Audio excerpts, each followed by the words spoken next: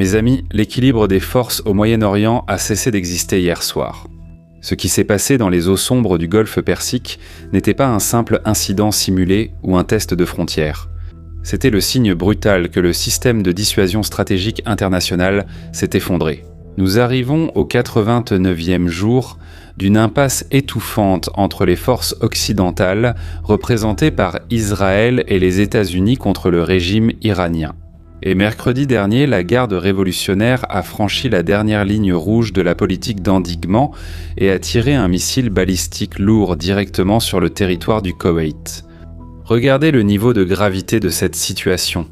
Nous ne parlons pas d'un hors-bord de milice ni d'un drone léger à hélice. C'était un missile balistique de grande taille, dirigé contre un pays qui faisait des acrobaties diplomatiques complexes pour rester neutre au milieu de ce feu croisé. Les Iraniens ont visé avec une précision mécanique la base aérienne stratégique qui abrite des milliers de militaires, de techniciens et de spécialistes de l'US Air Force. Faites bien attention à cela parce que l'attaque a eu lieu exactement au moment où les diplomates officiels de Téhéran étaient assis à la table des négociations de paix à Doha, portant des costumes élégants et faisant semblant de chercher un accord de cessez-le-feu sous médiation internationale. C'est d'un culot effrayant. Alors qu'une équipe vendait l'illusion de la paix à Doha, l'autre, elle, préparait les vecteurs de destruction à Bandar Abbas. Gardez à l'esprit une question essentielle en analysant les faits techniques que je vais vous présenter. À la fin de cette vidéo, vous devrez décider si ce que l'Iran a fait était un coup de maître ou le dernier souffle d'un régime en plein effondrement. Mais ne décidez pas tout de suite. Les preuves à Bandar Abbas vont changer votre perception. La riposte à cette provocation militaire absurde est venue avec une force écrasante. Le réseau de défense aérospatiale du Koweït, opérant en parfaite synchronisation avec le personnel américain via les batteries Patriot PAC-3, a verrouillé la menace sur le radar et a effectué une interception nette, pulvérisant le missile balistique dans le ciel avant qu'il ne puisse toucher le sol et créer un cratère mortel au cœur du complexe militaire. Mais restez calme. Vous devez comprendre l'ampleur de la réaction des États-Unis. Mais avant tout, abonnez-vous à la chaîne, activez la cloche des notifications et laissez un like sur la vidéo. Cette même base porte déjà les cicatrices profondes de la guerre. Elle a été la cible principale des bombardements lors de la nuit d'ouverture de l'opération Fureur épique, le 28 février, et a subi une attaque violente le 6 avril qui a fait 26 blessés américains. Mais la nuit dernière, le plan de saturation était bien plus vaste. Ils ont lancé simultanément 5 drones d'attaque à usage unique, les modèles Shari 136 et 238, pour étrangler et paralyser le trafic maritime dans le détroit d'Ormuz. Les chasseurs occidentaux ont décollé en déchirant l'atmosphère et ont sécurisé l'espace aérien, abattant les 5 engins sans pilote au-dessus des eaux. Mais le véritable échec et mat stratégique, cette révélation en coulisses que le système essaie par tous les moyens de vous cacher. C'est arrivé avant même que le 6e drone ne puisse quitter la rampe de lancement de la base côtière de Bandar Abbas. L'aviation américaine a activé la doctrine de suppression électronique avancée et a anéanti le poste de contrôle au sol, montrant que le résultat pour l'agresseur à ce stade de l'histoire, c'est la fin. La fin, point final. C'est grave, très grave mes amis, et personne n'en parle avec le sérieux nécessaire à la télévision. Pour comprendre l'ingénierie de la destruction invisible qui a opéré dans les coulisses de Bandar Abbas, nous devons écarter le rideau de la propagande bon marché et analyser la technologie militaire la plus sophistiquée de la planète. La réponse immédiate et dévastatrice a été exécutée par les chasseurs F-16 CG connus dans le milieu militaire sous le nom de Wild Wizards, les belettes sauvages spécialisées dans la doctrine Sayed, la 17. 6 CJ, conhecidos no ambiente militar como Wild Wizards, as doninhas selvagens especializadas na doutrina Sayed, de la défense aérienne ennemie. Ces appareils opèrent au sommet de la chaîne technologique occidentale, configurés avec les missiles anti-radar AGM-88 ARM et équipés de la nacelle de capteurs ASK-ASQ 213 HTS. Observe le niveau d'effondrement opérationnel de l'Iran. À la milliseconde où l'opérateur de drone à l'intérieur du bunker de Bandar Abbas a allumé ses panneaux électroniques et activé le lien de données à haute fréquence. En essayant de communiquer avec le 6e artefact sur la rampe, il a transmis son propre bûcher funéraire vers le ciel. Le 6e drone s'est détaché sur les panneaux électroniques américains comme un juron crié dans une église silencieuse. La nacelle de capteur du chasseur américain a détecté et géolocalisé l'émission électromagnétique de manière totalement passive, transformant la propre tentative de communication de l'Iran en la coordonnée exacte de son exécution physique. Bien faite. Eh bien, mes Shibao, le pilote a lâché l'enfer en tirant le missile ARM qui a foncé vers la cible à Mach 2. Et c'est ici que vous devez comprendre. Cela signifie qu'à partir du moment où l'opérateur appuie sur le bouton jusqu'à ce que le bunker soit réduit en poussière, il n'a même pas le temps de prendre une profonde inspiration. C'est l'exécution sommaire à la vitesse de la lumière, sans aucune chance de défense et sans temps de réaction. Et pour consolider le scénario cauchemardesque de Téhéran, ces chasseurs ont volé protégés par le système de guerre électronique cognitive Angry Kitten, le chaton en colère. Ce mécanisme utilise des algorithmes d'IA qui analysent le spectre des signaux de défense ennemis. Et ils se programment eux-mêmes en temps réel, émettant des fréquences qui paralysent et aveuglent toute tentative des radars iraniens de réagir. Le système se programme tout seul en quelques millisecondes.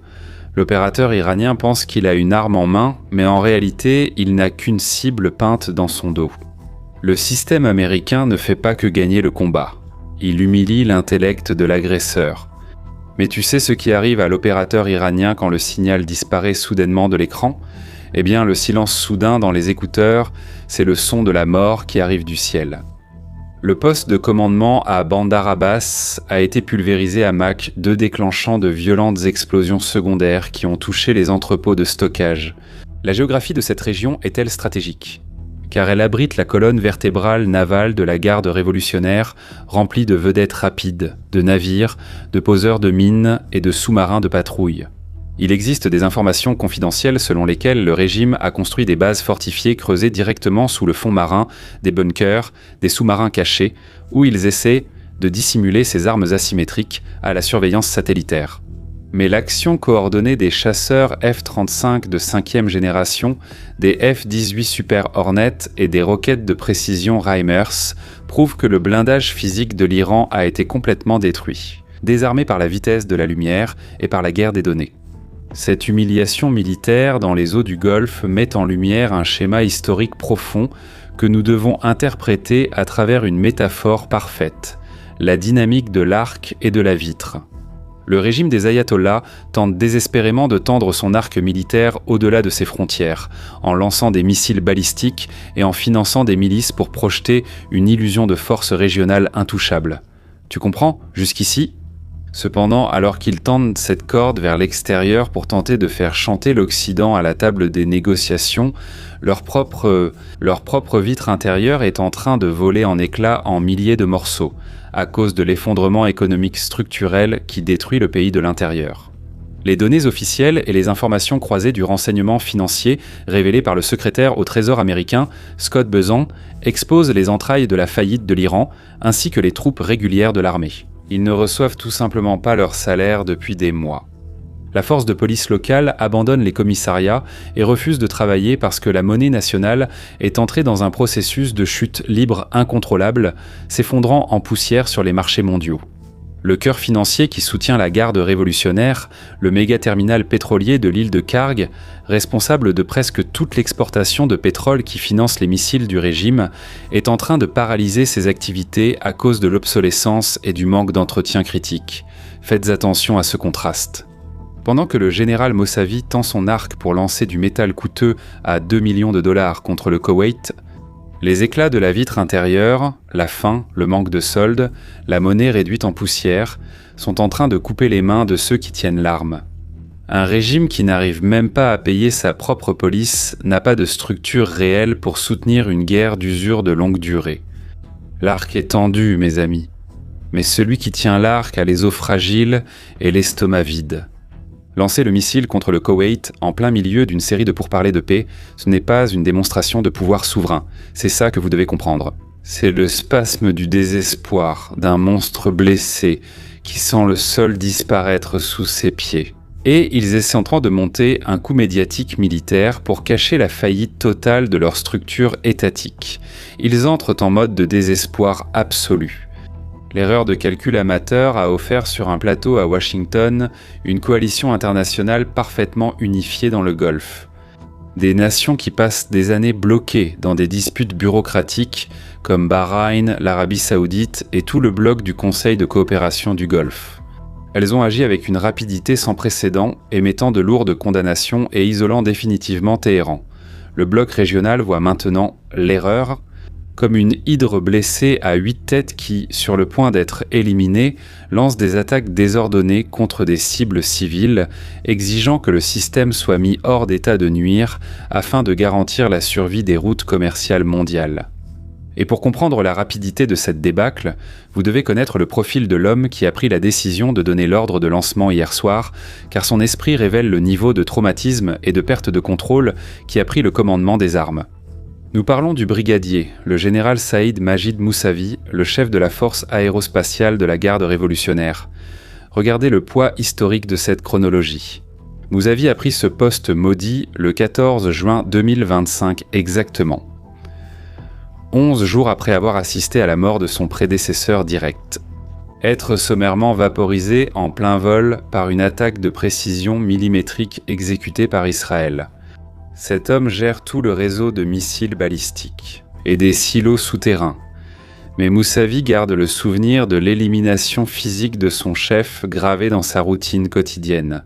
Moussavi, militaire de carrière, estime qu'aucun traité signé par les diplomates civils à Doha ne vaut le papier sur lequel il est écrit. Il comprend parfaitement que sa seule garantie de survie institutionnelle dépend du maintien du détroit d'Ormuz sous contrôle. Les plus grands militaires de la guerre influencent combien plus les directives de la nation que n'importe quelle guerre. Civile.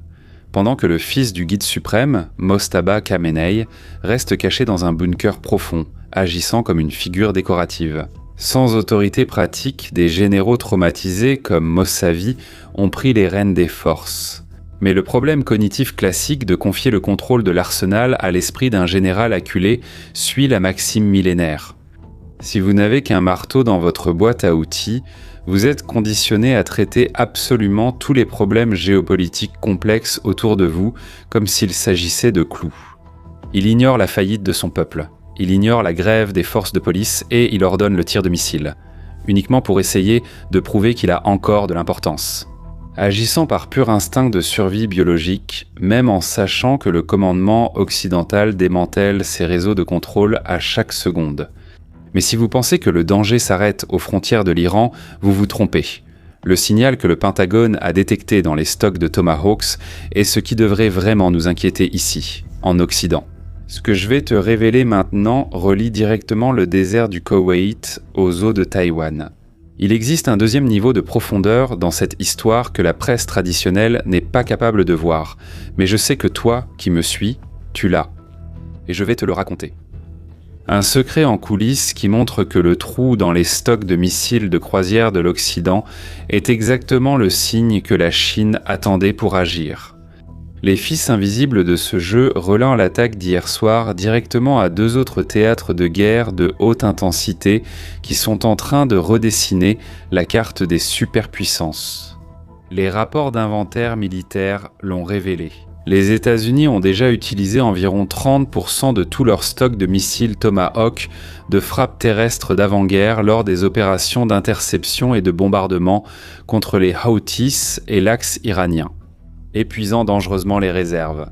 Pour te donner une idée, le Tomahawk est l'une des principales armes actuellement utilisées par les États-Unis. Observe ce goulet d'étranglement industriel dont personne ne parle à la télévision.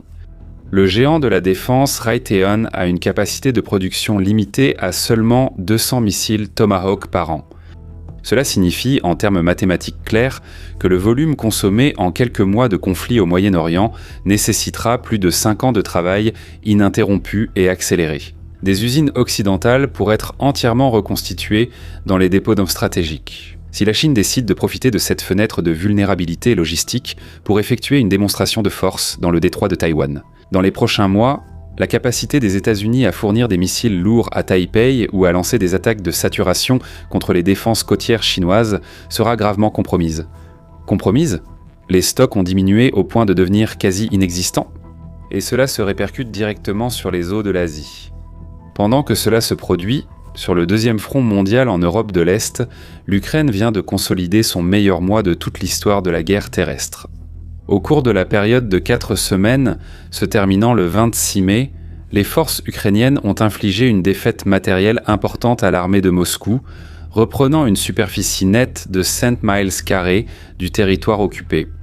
Il s'agit de la plus grande perte territoriale mensuelle de la Russie cette année, progressant à une vitesse 4 fois supérieure à celle enregistrée lors de la période précédente, forçant les Ukrainiens à prendre l'initiative de lancer plus d'assauts quotidiens que les envahisseurs russes eux-mêmes. Le désespoir de Vladimir Poutine face à cet étouffement tactique sur le terrain a été d'activer immédiatement la logique de la terreur psychologique, en commençant le déplacement physique d'ogives nucléaires tactiques vers le territoire de la Biélorussie. Essayant d'utiliser ces systèmes stratégiques pour créer un écran de fumée dans les médias et détourner l'attention internationale du massacre conventionnel que ces lignes d'infanterie subissent tant sur le front, grâce à des embuscades menées avec des missiles Javelin, des canons Carl-Gustav et des systèmes de défense aérienne portatifs Manpads, qui éliminent tout appui aérien. Mes amis, nous avons vu l'effondrement structurel à Bandar Abbas, nous avons vu le traumatisme sévère qui fait bouger les stylos de Mossav, et maintenant, regardez attentivement, regardez l'échiquier géopolitique que nous avons dessiné ici. D'une part, le mouvement coordonné de Téhéran de lancer des missiles pendant les négociations à Doha apparaît comme une stratégie agressive de pression pour arracher des concessions internationales à la table diplomatique.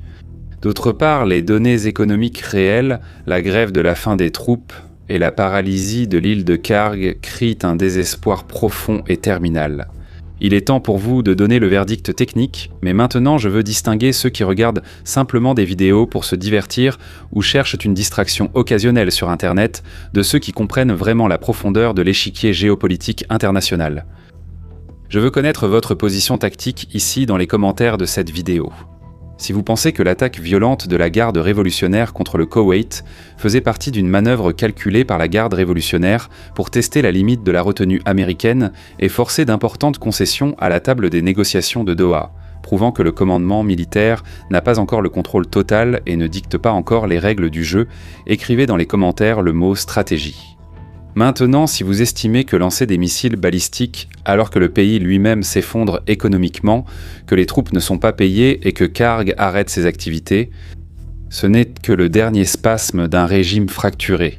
Dans un désespoir absolu, écrivez le mot « désespoir ». Je vais lire personnellement chacun de ces commentaires pour savoir qui ici est un analyste d'élite et qui reste encore coincé dans une analyse superficielle de canapé. Eh bien, exposez votre perception technique, car le temps du doute est terminé. Le décor est planté, mes amis, et les forces sont déjà en mouvement, dans les coulisses. En réalité, ce que vous voyez n'est que la partie émergée de l'iceberg. Pour ceux qui veulent comprendre le vrai jeu avant que le système ne s'effondre complètement, la voie n'est pas dans les réseaux ouverts. C'est pourquoi nous avons construit notre bunker d'intelligence, une plateforme exclusive, un environnement totalement protégé où la censure ne peut tout simplement pas nous arrêter. Là-dedans, plus de 3000 analystes d'élite dissèquent chaque mouvement géopolitique et économique en temps réel. En livrant l'information brute que personne d'autre n'a le courage de montrer et en finançant la vérité que nous apportons ici sur YouTube. L'accès est à l'écran maintenant, via le QR code, le lien dans la description et le premier commentaire épinglé. Rejoignez notre plateforme et assurez votre place avant que les portes ne se ferment. Et pour vous qui aimez les films et les séries, nous avons créé une chaîne avec des conseils et une sélection de séries sympas, très amusantes, c'est du pur divertissement, sans culture woke, sans plaintes inutiles. Le lien se trouve dans le commentaire épinglé dans la description et aussi sur la fiche qui apparaît ici. Nous donnons maintenant des conseils sur des séries qui parlent justement des conflits au Moyen-Orient. Et une série très sympa vient de sortir, elle est aussi très intense, sans l'ennui ni le côté woke, que nous recommandons là-bas, d'accord ? Alors, rejoignez notre chaîne. Maintenant, c'est le moment le plus important. Abonnez-vous à la chaîne, activez la cloche des notifications, laissez un like sur la vidéo et vous devez aussi la partager avec vos amis. Blinde ton esprit, je suis Chimon Oliveira et je t'attends dans la prochaine vidéo. À bientôt.